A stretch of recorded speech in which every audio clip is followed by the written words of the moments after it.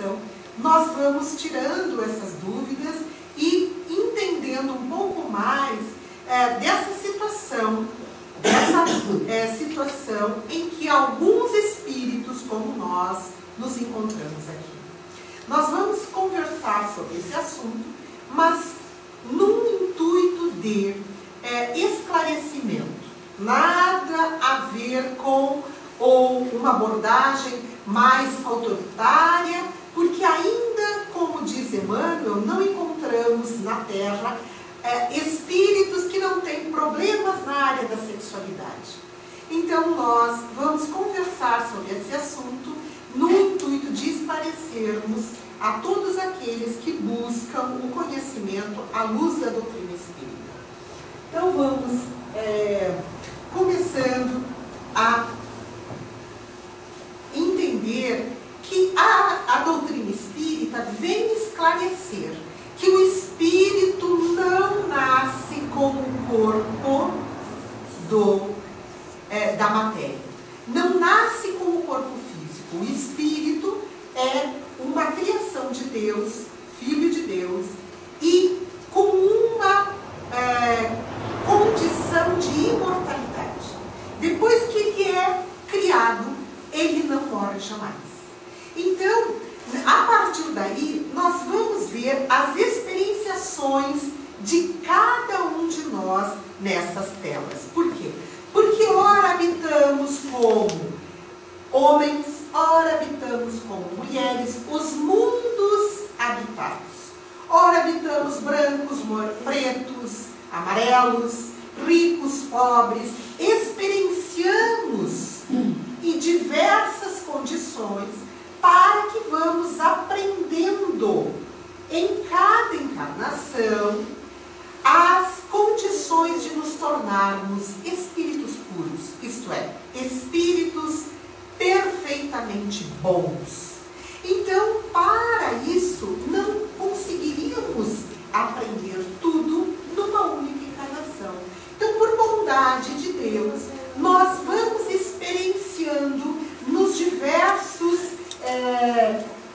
ambientes e nas diversas condições de mulheres ou de homens, e aí vamos experienciando as necessidades que todos temos de conhecermos as duas polaridades, as atividades sendo homens e as atividades sendo mulheres, os ônus de termos reencarnado como mulheres e aí gerarmos, e o ônus de sermos homens e aí não podermos gerar.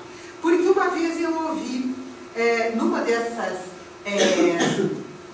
campanhas em prol da vida, onde falávamos sobre o aborto, uma pessoa me perguntou: você acha justo que só a mulher gere? Eu disse não.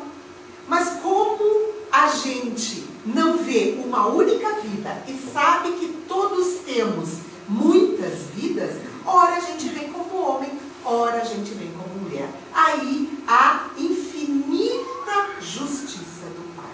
Então, se nós olharmos uma única encarnação, muitas coisas não nos parecem justas. Por isso nós temos a doutrina que nos amplia essa visão e que nos dá o conhecimento de que ora estamos numa polaridade, ora noutra polaridade. Mas para nós falarmos de homossexualidade, nós precisamos primeiro falar de sexualidade. Então, a sexualidade, ela é uma atividade da energia sexual. E essa energia, como recurso da lei de atração, da perpetuidade do universo, é inerente à própria vida. Então, a energia sexual é a segunda maior energia criada por Deus. A maior é o amor. E nós fazemos essa diferenciação. A energia do amor refere-se ao Criador. E a energia sexual refere-se à criatura. Mas no mesmo intuito de ligação à vida e ao progresso. Então essa energia gera cargas magnéticas e polaridades em todos os seres, pela função criadora de que se reveste. Cargas que caracterizam da alma.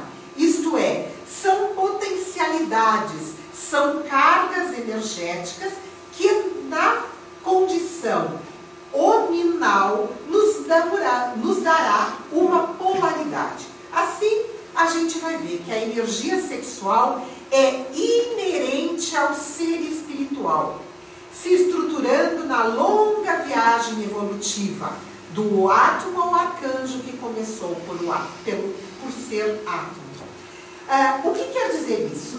Que essa energia sexual, como nós entendemos no ser hominal, ela não começa no ser hominal. Ela começa desde o átomo e chega ao arcanjo, porque tudo no universo se liga. Mas como a energia sexual nos reinos inferiores da natureza? E aí a gente vai ter que no reino mineral, na intimidade do átomo, nas forças de interação atômica, mantendo o agrupamento em matéria sólida, na força gravitacional do sistema planetário, mantendo a harmonia da galáxia. Então a gente pode dizer que há uma energia sexual mantenedora dos planetas, do universo, girando em si, mantendo uma energia harmônica. No reino vegetal, nós vamos ver que tem a polarização sexual, que é o princípio germinativo. Aí a gente vai entender que existem células vegetais masculinas e femininas, onde há a polarização e onde há a polinização feita pelos insetos. No reino animal, já a gente vê a diferenciação no instinto humano, na diferenciação das espécies, machos e fêmeas, até que chegamos no reino hominal. Então, aqui nós já temos uma energia procriadora, conectada à razão, às emoções e à moral, dos mais complexos fenômenos da organização física do homem, que tem como comando o centro genésico, encarregado do ministério sagrado da reprodução da espécie. Então a gente vai ver que essa energia, ela é pertinente ao universo, nos diferentes estágios, nos diferentes reinos, sobre diferentes ações. Mas quando ela chega no reino nominal, ela está aliada, ou deveria estar aliada, à moral, à razão e à moral. Senão, ela fica só na questão do instinto, como nós vemos nos animais, que por instinto de reprodução, os animais se procuram, acasalam e procriam. Já no homem, nós temos uma busca dessa energia aliada à emoção, à razão e à moral. Em razão disso, junto à sua finalidade especificamente definida, o sexo e suas funções são dignos de elevado respeito. Daí não ser concebível seu uso indevido, devendo desde o simples impulso procriativo primário obedecer a um código de ética moral consciencial. Por que isso? Porque aqueles que mal utilizam essas energias sexuais depois terão que dar conta diante da lei de causa e efeito. Então, como ela é a mais alta energia produzida, sentida pelo homem, e acima dela somente a energia do amor, nós vamos ver que tudo como Deus criou deve ser usado com a consciência e com a ética moral. Porque o uso através do excesso ou do abuso traz também alterações para o próprio indivíduo que assim faz dela uso. Então, as funções da energia sexual. Nós temos a reprodução como principal função, porque sem a reprodução nós impediríamos a perpetuação das espécies, a tal ponto de que sem a reprodução nós mesmos aqui não estaríamos, né? E também a permuta energética. energética, que a energia sexual serve de alimento, entre aspas, magnético de sustentação das almas que se enlaçam, início da responsabilidade recíproca. É diferente de outras religiões que entendem que a energia sexual é somente utilizada para a procriação. E por isso outras religiões condenam o uso da camisinha, o uso do anticoncepcional, mas a doutrina espírita, alicerçada no código de ética de Jesus, nos mostra que a troca energética por esta energia não quer dizer somente o ato sexual, e sim essa troca, esse alimento que nutre almas que se enlaçam, almas afins. Por isso que a gente vê casais que perpetuam-se no amor, mesmo sem o sexo carnal. Porque a energia sexual vai além do sexo. Ela é um enlace, um alimento para esses indivíduos. Então, ao longo das nossas milhares e milhares de encarnações, nós vamos ora habitando corpos masculinos, ora habitando os corpos femininos, e esta polaridade vai sendo acentuada de acordo com a necessidade evolutiva do ser. Se eu preciso desenvolver atividades mais na área do amor fraterno, de receber um espírito que eu desencaminhei outrora, eu necessito reencarnar como mulher para, inclusive, receber aquele bebê como filho.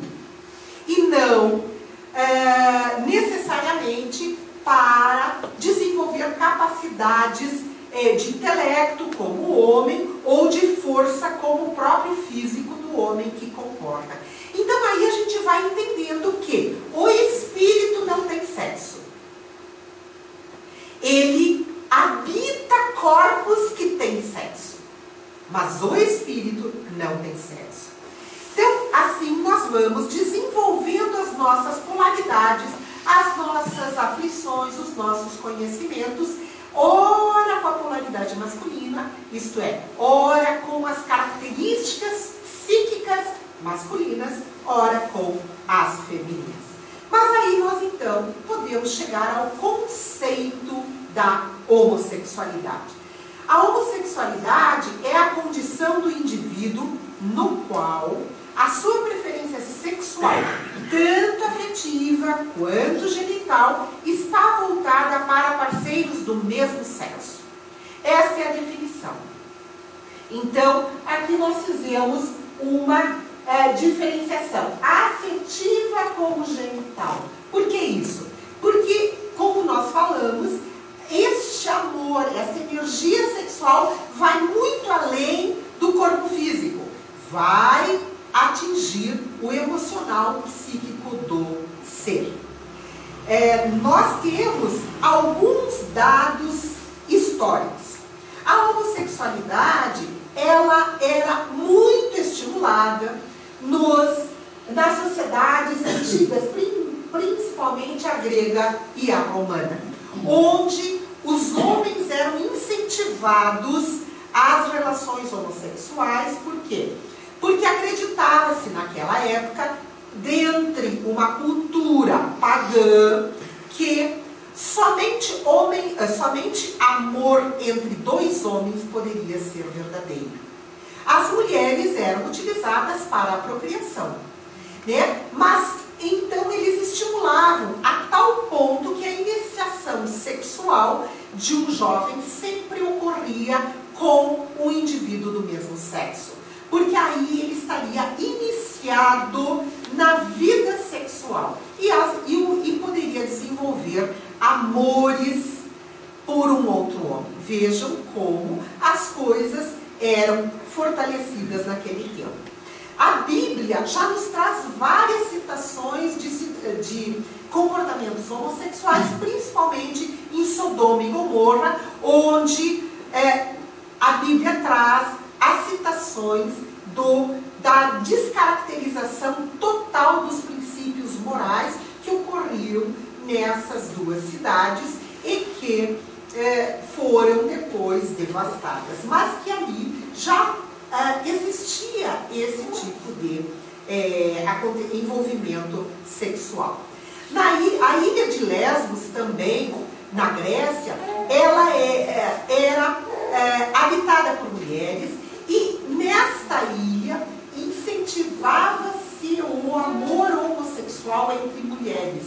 Por isso o termo lesbianismo, que é a homossexualidade feminina, vem justamente da ilha de Lesbos, onde a pitonisa Silfo estimulava o relacionamento entre mulheres.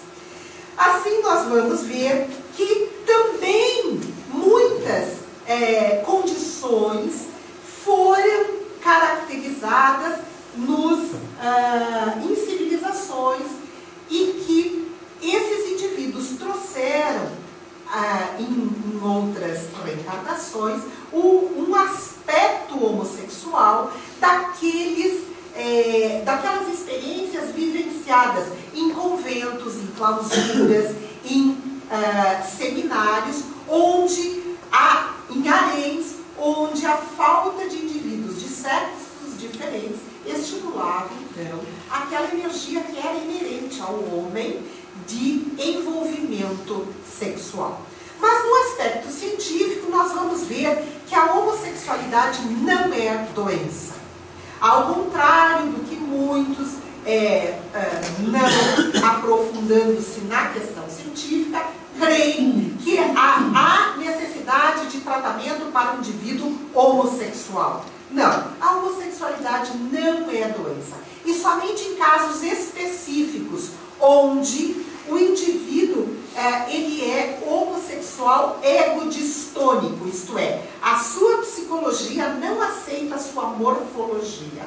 Então, nesses casos, pode ser feito um acompanhamento psiquiátrico ou psicológico para a ajuda desse indivíduo, que é chamado, então, homossexual egodistônico. Mas, em geral, não precisa de tratamento. A Sociedade Americana de Psiquiatria, desde abril de 74, ela já estabeleceu que a homossexualidade não seria mais considerada uma perturbação mental ou um transtorno mental, como antigamente se verificava, passando para o Conselho de Medicina em 85 e a Organização Mundial de Saúde em 93. Então, nós temos caracterizado o estado homossexual e por isso não se utiliza mais a palavra homossexualismo. Por quê? Porque o sufixoísmo caracterizava a doença, por exemplo, reumatismo, né? Enquanto que o sufixo dade significa estado, condição. Então o indivíduo está homossexual ou está heterossexual, como nós estamos homens ou estamos mulheres. É um estado que nós temporariamente atingimos. Mas o que nós trazemos de novo são os aspectos jurídicos. Por que isso? Porque isso, ao longo do tempo, tem mudado. Vocês têm acompanhado os grandes noticiários que trazem casos de homossexuais famosos e que parece que decepcionam uns parece que levantam bandeiras para outros, e por isso que as leis dos países devem se adequar às situações que aí estão. Por isso que nós trouxemos. Porque é diferente dizer assim, até as leis estão dando força para isso. Não. As leis são necessárias para organizarem os estados que se encontram. Então, nós vamos ver que a união homoafetiva pode configurar-se como união estável, desde que preenche os requisitos para tal, haja vista em que nada se diferencia da união heterossexual. É diferente do casamento gay. No nosso país, ainda não é liberado o casamento gay. Duas pessoas irem no cartório e casarem, duas pessoas do mesmo sexo. Não é liberado. Mas a lei reconhece a união homoafetiva para a questão de partilha, para a questão de seguro, para a questão de saúde, para a questão de adoção. É diferente. As uniões aí estão. Então nós temos que regularizar. Por quê? Porque às vezes uns morrem antes, às vezes um partilha uma herança, etc. e tal. Então, para isso que existem leis. No Brasil, o casamento gay ainda não é legalizado. Mas na Argentina já foi, no México já foi, em outros lugares, alguns estados dos Estados Unidos também já foram, porque tem leis próprias. E, por exemplo, a adoção. Podem adotar os maiores de 21 anos, independente do estado civil. Se são casados ou não.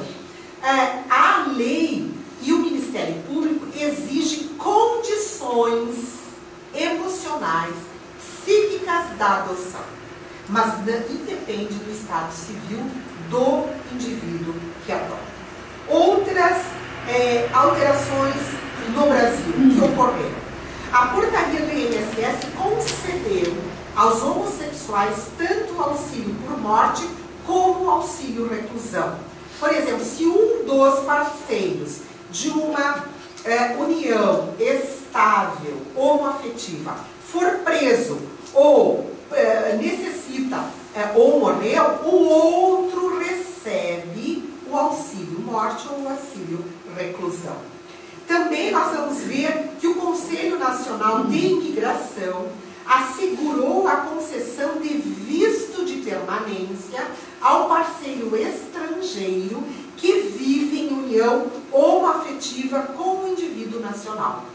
Então, se alguém vem do exterior e mantém aqui uma relação homoafetiva, o Conselho de Imigração assegura o visto para que aquele companheiro aqui permaneça. A Superintendência de Seguros Privados permitiu que os companheiros homossexuais configurassem como beneficiários do DPVAT, daqueles acidentes de carro, quando existe alguém ferido ou alguém beneficiário, também a relação homoafetiva já é vista como o indivíduo ser dependente e receber. De acordo com a Agência Nacional de Saúde Suplementar, a ANS, o companheiro homossexual do beneficiário titular de plano de saúde privado pode ser dependente do mesmo. E o Ministério da Fazenda assegurou o direito do contribuinte declarar o parceiro como dependente junto ao imposto de renda. Vejam, isso são avanços nas leis. É diferente de dizer que as leis estão favorecendo. Por quê? Porque essas uniões homoafetivas já existem. Então tem que haver uma regularização destas situações.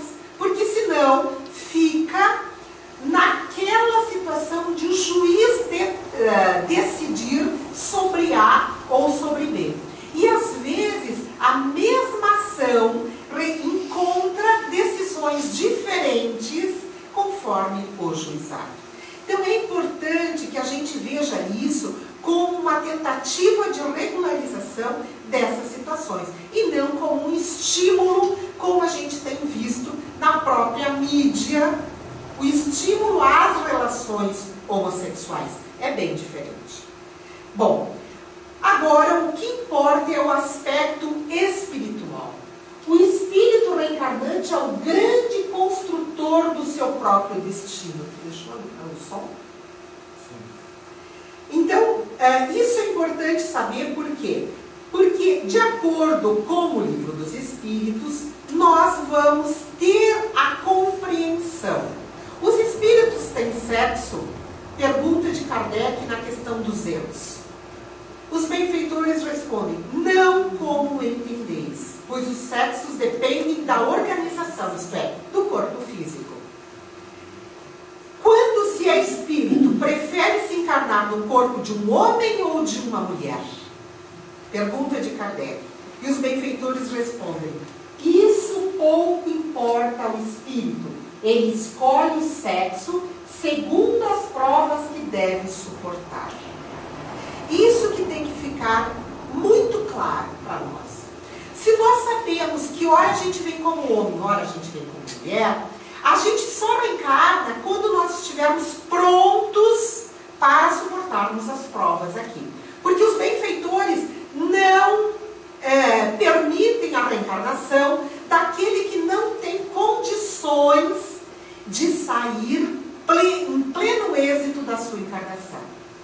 Então, nós sabemos as provas que temos que suportar, nos capacitamos e, então, escolhemos, junto com os benfeitores amigos, que tipo de corpo que as provas serão muito melhores suportadas.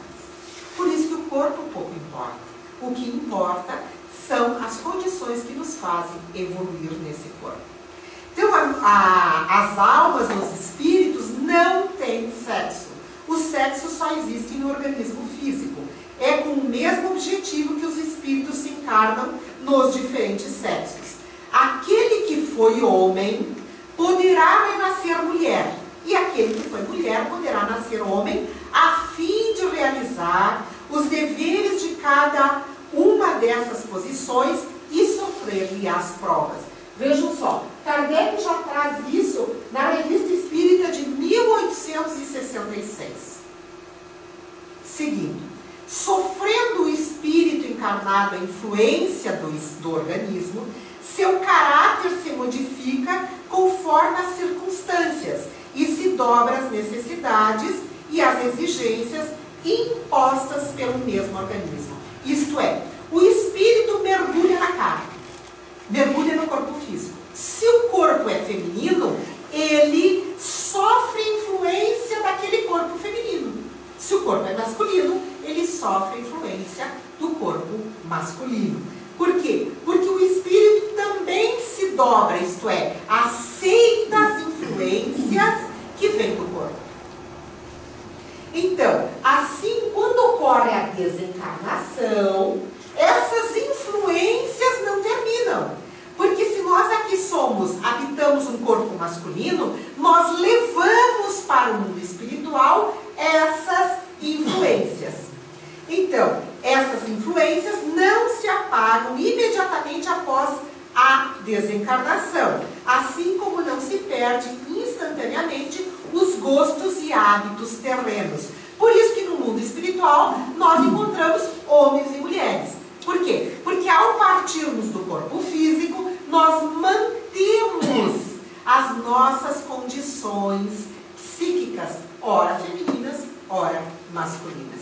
E no mundo espiritual, nós então, ou nos capacitamos, reconhecemos as nossas faltas, reconhecemos os nossos avanços, as nossas bênçãos, as nossas dificuldades e nos capacitamos para vir de novo. Poderemos vir no mesmo corpo físico, na mesma condição sexual física que escolhemos antes, ou poderemos trocar de acordo com a necessidade. Segue Kardec. Depois pode acontecer que o espírito percorra uma série de existências do mesmo sexo, o que faz com que durante muito tempo conserve no estado de espírito o caráter de homem ou de mulher cuja marca nele ficou impressa.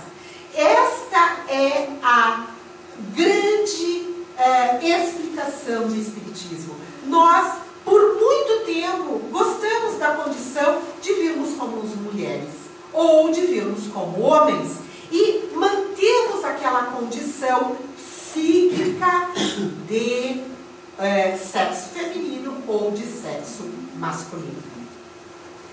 Somente quando chegar a um certo grau de adiantamento e desmaterialização é que a influência da matéria se apaga completamente e com ela o caráter dos sexos. Quando a gente evoluir muito, nós não teremos mais a influência do sexo na nossa psique de espíritos desencarnados. Poderemos já ir, então, escolhermos de acordo com a conveniência evolutiva ou a conveniência da nossa missão ou da nossa tarefa evolutiva. Se essa influência repercute na vida corporal, a vida espiritual, o mesmo se dá quando o espírito passa da vida espiritual à corporal. Se eu levo daqui a minha condição de feminina e lá eu tenho essa influência, quando eu venho de lá para cá, também eu tenho. E segue Kardec. Numa nova encarnação, trará o caráter e as inclinações que tinha como espírito. Se for avançado, será um homem avançado. Se for atrasado, será um homem atrasado. Mudando de sexo, poderá então sofrer essa impressão e em sua nova encarnação conservar os gostos e as inclinações e o caráter inerente ao sexo que acaba de deixar. Assim se explicam certas anomalias aparentes notadas no caráter de certos homens e de certas mulheres. Vejam como Kardec vai explicar, como sendo anomalias no caráter de certos homens e de certas mulheres. Por quê? Porque às vezes homens abusaram dessa energia sexual e desenvolveram uma espécie de débito perante as leis de Deus. E necessitam reencarnar nas condições femininas para sentirem na própria carne física os desmandos, os desvios, os abusos que cometeram outrora. Então, são aqueles indivíduos que trazem o psique, trazem a influência masculina, mas vão habitar um corpo feminino, do qual Kardec explica como anomalias aparentes. Isto é, parece que está uma mente masculina num corpo feminino. Parece que houve erro da providência divina. E seguindo, o homem e a mulher que estão harmonizados e em sintonia com sua sexualidade, ao encarnarem no sexo oposto, continuarão a emitir harmoniosamente sua energia sexual.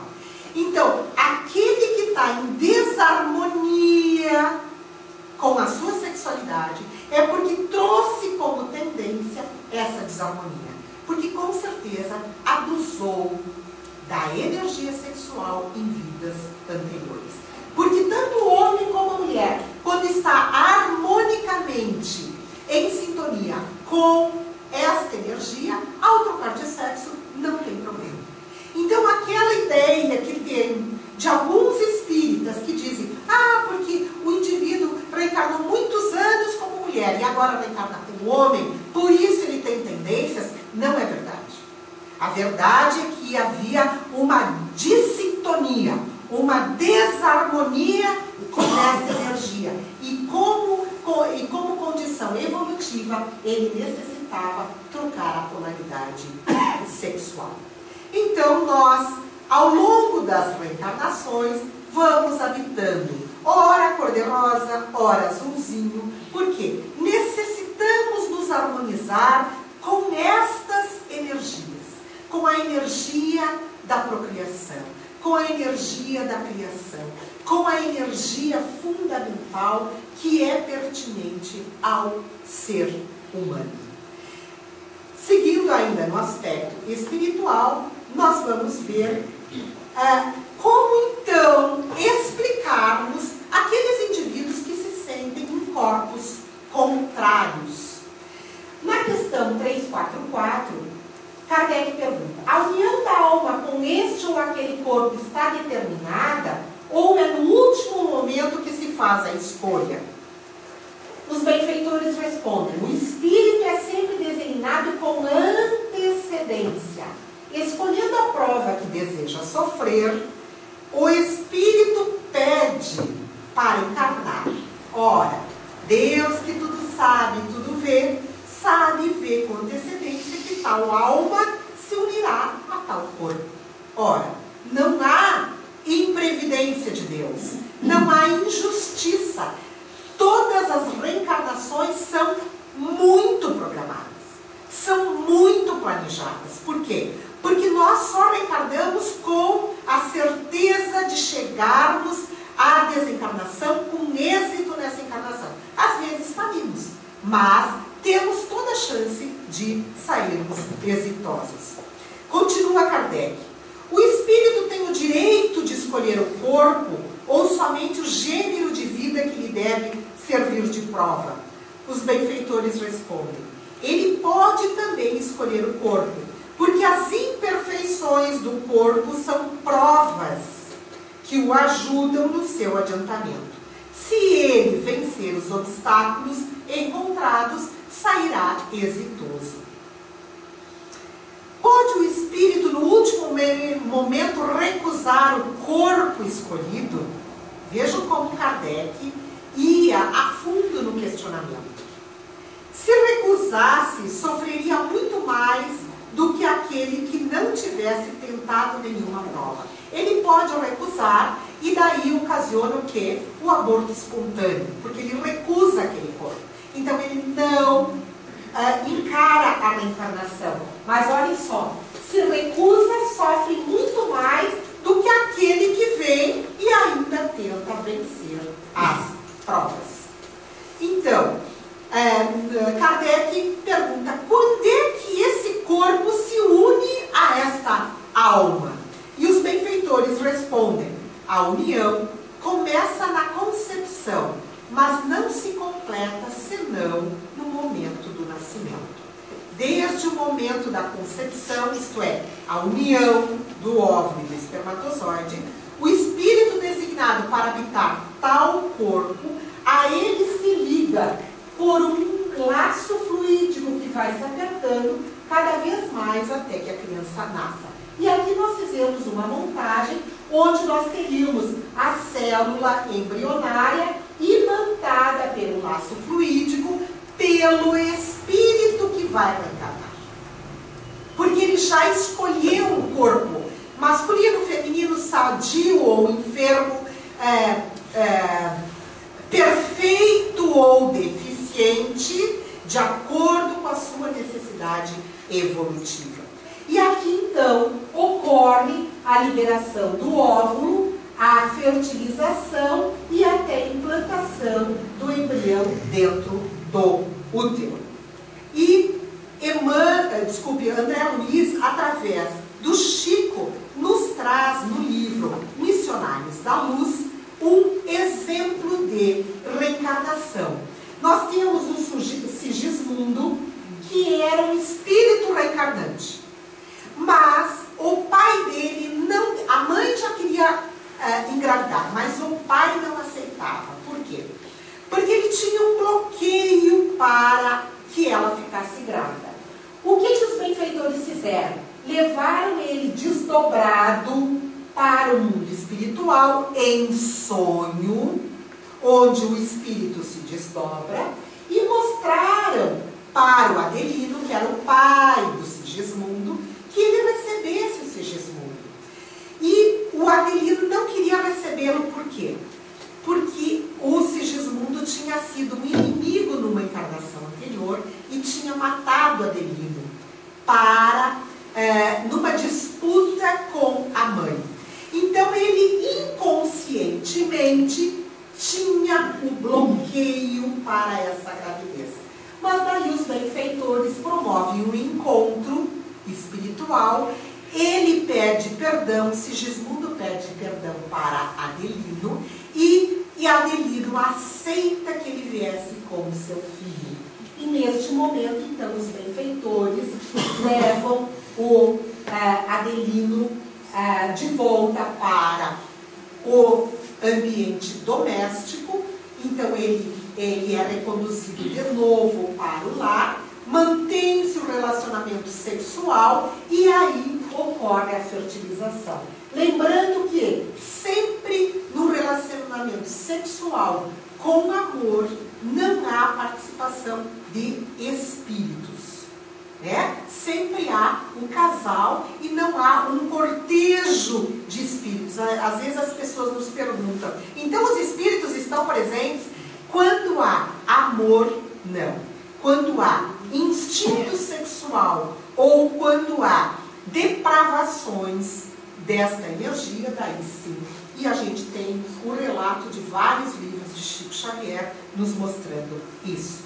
Mas vamos ver, então, como que a genética se comporta diante disso. Como é que eu vou ter um corpo ora homem, ora mulher? Nós sabemos que o código genético estabeleceu que os espermatozoides trazem no seu interior cromossoma X ou Y, e que os óvulos são apenas de cromatina ou de genes do tipo X. Então nós vamos ver que se nós unirmos um óvulo X com um espermatozoide X, nascerão somente mulheres.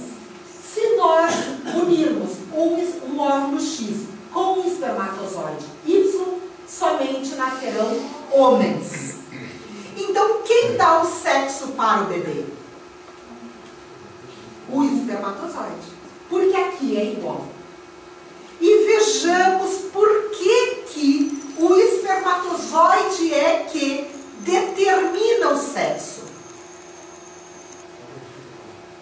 Sim. Aqui um filminho para que vocês...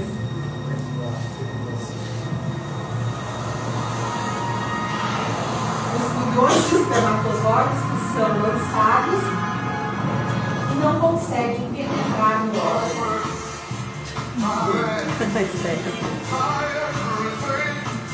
Aí vem um espermatozoide que consegue. Na realidade, este espermatozoide é o que está imantado pelas energias do espírito reencarnante. Os óvulos são iguais e são células imóveis. Eles são móveis lentamente. Mas o espermatozoide é a célula de maior mobilidade no corpo humano. Tanto no homem, quanto mesmo quando está no interior da mulher. Então, esta imantação energética, vejam só como as leis do Criador são perfeitas.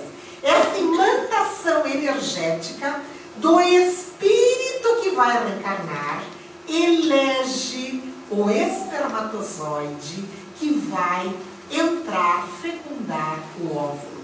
Antigamente se dizia que era o espermatozoide mais capaz, o mais saudável, o mais poderoso. Só que a ciência verificou que daquele mais capaz gerava o quê? Indivíduos idiotas, deficientes físicos, deficientes mentais, e que não tinha justificativa para que se qualificasse assim. A ciência médica ainda não sabe, mas a ciência espírita sabe. Por quê? Porque o Dr. Jorge Andréa, neste livro Encontro com a Cultura Espírita, nos diz: o espírito reencarnante, com o seu campo específico de energias, fará a seleção do espermatozoide pelas contingências de suas irradiações, adquirindo e construindo o futuro corpo, de acordo com suas necessidades, de acordo com sua missão. Então não existe ninguém em corpo errado. Ninguém. Podemos não aceitar o corpo que temos, mas ninguém. Existe reencarno em corpo errado. Por quê? Porque nós mesmos é que imantamos o espermatozoide que vai trazer o corpo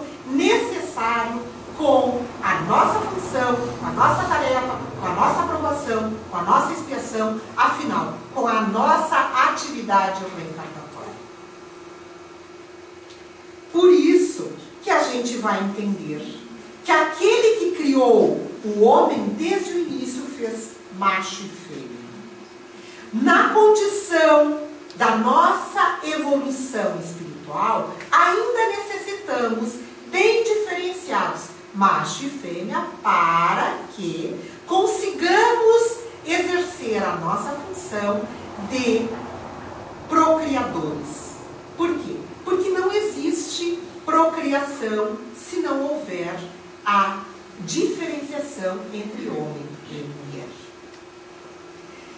Nesse sentido, nós vamos entender que as necessidades evolutivas do espírito determinam a sua expressão biológica, de acordo com a sua tarefa em busca da autoiluminação. Ninguém vem para este mundo para estacionar. Todos nós viemos para evoluir. E de acordo com as tarefas, com as provas, com as expiações, nós conseguimos evoluir ou não. Então, ninguém está por castigo de Deus em tal ou qual situação. E assim, a gente consegue compreender que aos homens e às mulheres são assinalados deveres especiais, igualmente importantes na ordem das coisas. São dois elementos que se completam um pelo outro.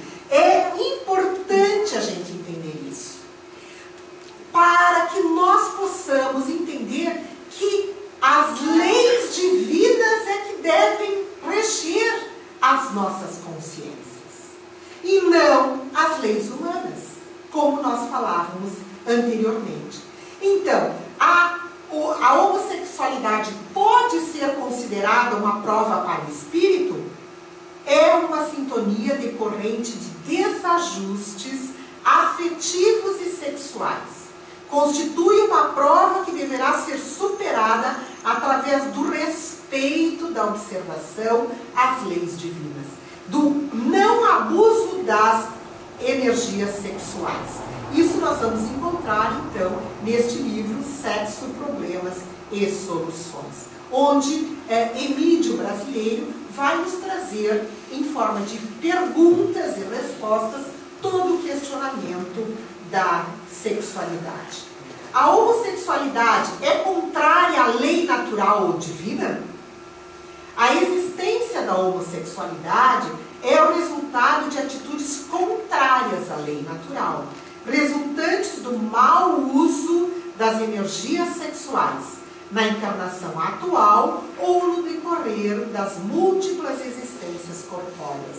Aí nós podemos compreender que ninguém está num corpo errado, e sim está em desarmonia, porque muito utilizou no abuso dessas suas energias sexuais.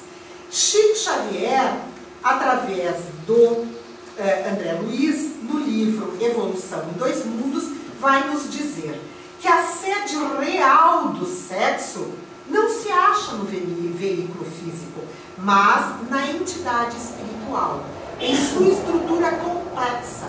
O sexo é, portanto, mental, e seus impulsos e manifestações transcendendo quaisquer impositivos da forma que se exprima.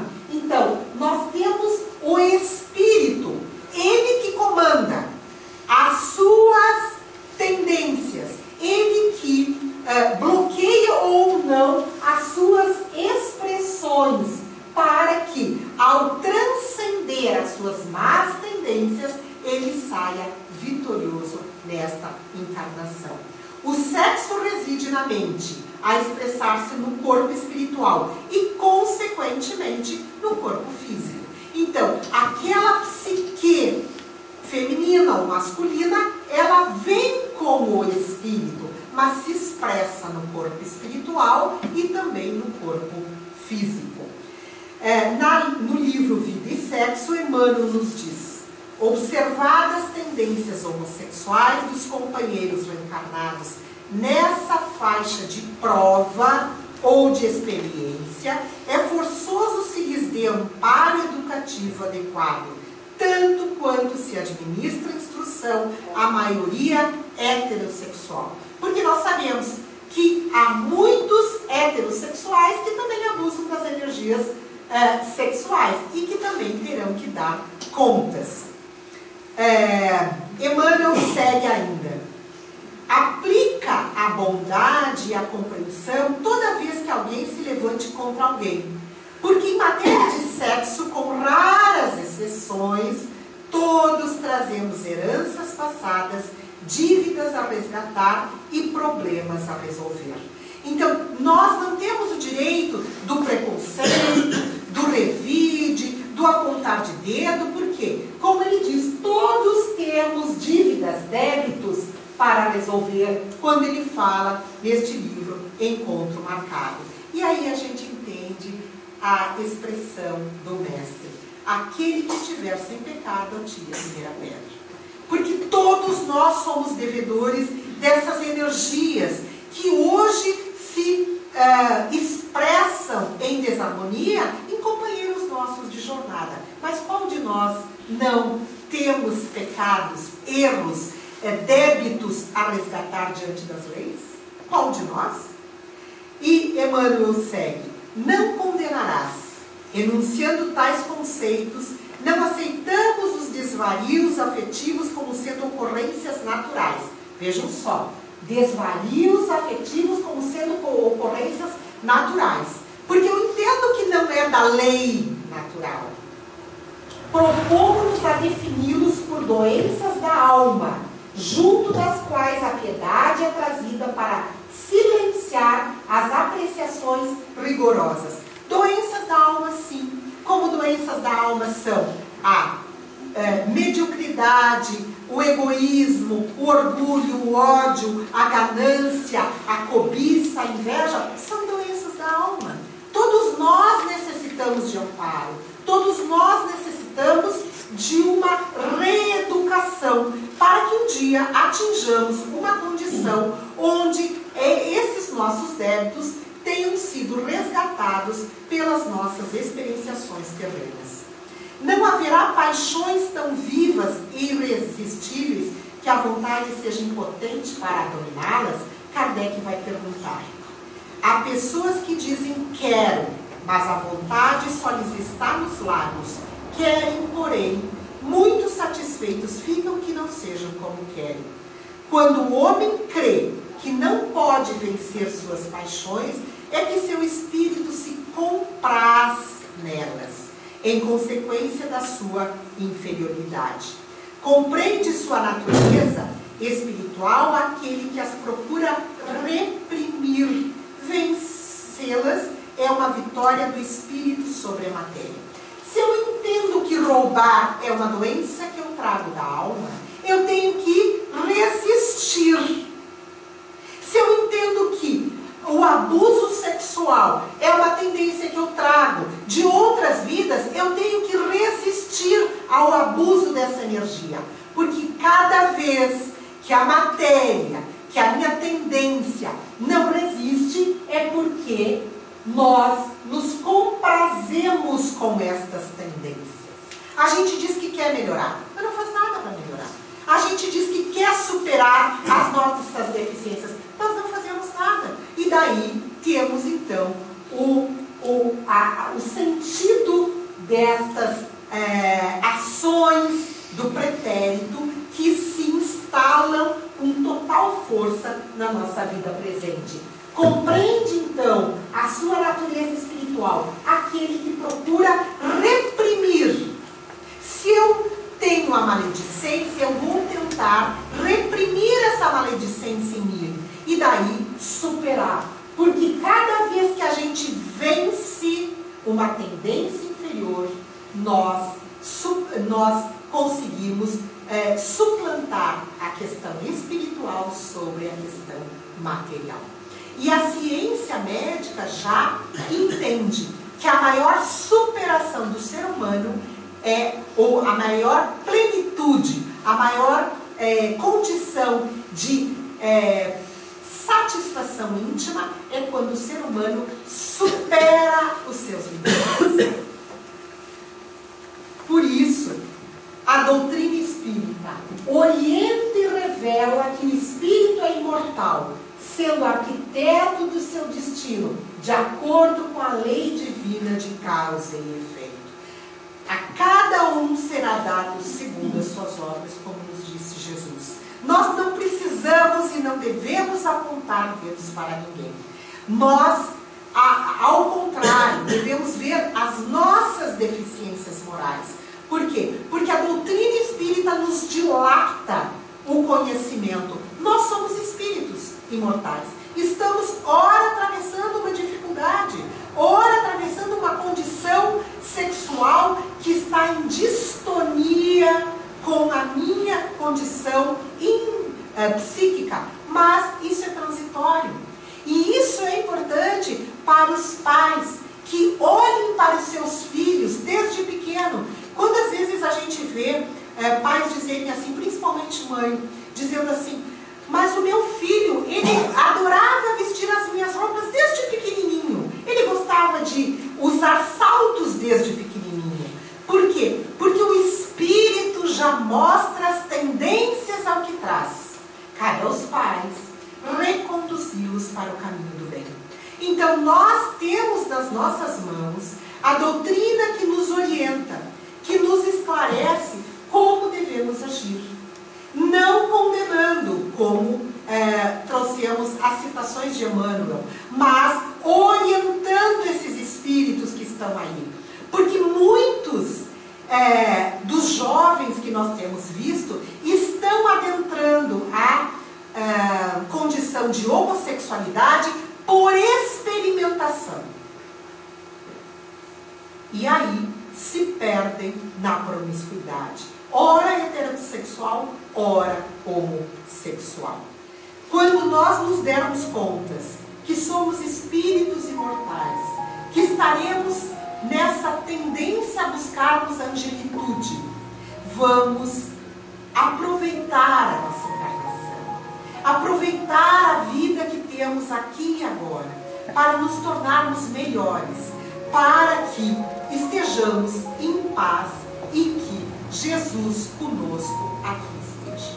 Muito obrigado e que possam todos ser orientados pelos ensinamentos do Mestre. Obrigada.